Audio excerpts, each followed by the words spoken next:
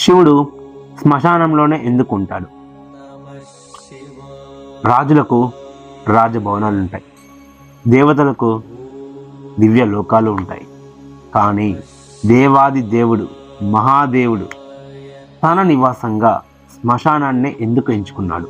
ఈ ప్రశ్నకు సమాధానం తెలుసుకుంటే శివుడంటే భయం కాదు, శివుడంటే సత్యమని అర్థమవుతుంది.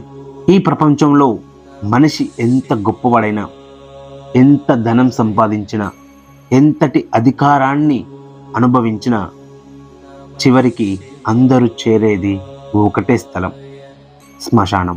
అక్కడ రాజు అనే పేరుండదు, పేదవాడనే తేడా ఉండదు, అందం ఉండదు, అహంకారం ఉండదు, మిగిలేది మన కర్మ మాత్రమే. అందుకే మహాదేవుడు తన నివాసంగా శ్మశానాన్ని ఎంచుకున్నాడు. మనల్ని భయపెట్టడానికి కాదు, మనలోని భయాన్ని తొలగించటానికి. ఈ శరీరం శాశ్వతం కాదని, ఈ సంపద శాశ్వతం కాదని, ఈ పదవి శాశ్వతం కాదని, ఈ అహంకారం శాశ్వతం కాదని ప్రతి క్షణం గుర్తు చేయడానికి శరీరం ఒకరోజు భస్మం అవుతుంది, కానీ ఆత్మకు మరణం లేదు. ఇదే శాశ్వత సత్యం, ఇదే శివతత్వం. లోకం అందాన్ని వెంబడిస్తుంది, మహాదేవుడు సత్యాన్ని చూపిస్తాడు.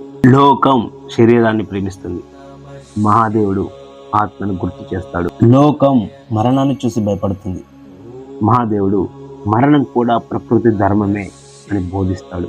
అందుకే శివుడు శ్మశానంలో ఉండటం అంటే మరణాన్ని మహిమపరచడం కాదు, జీవితాన్ని సార్థకం చేయమని గుర్తు చేయడం.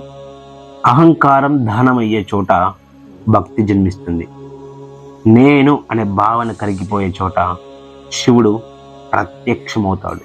అందుకే మహాదేవుడు శ్మశానంలో నివసిస్తాడు, అహంకారం లేని పవిత్రమైన హృదయంలో నివసిస్తాడు.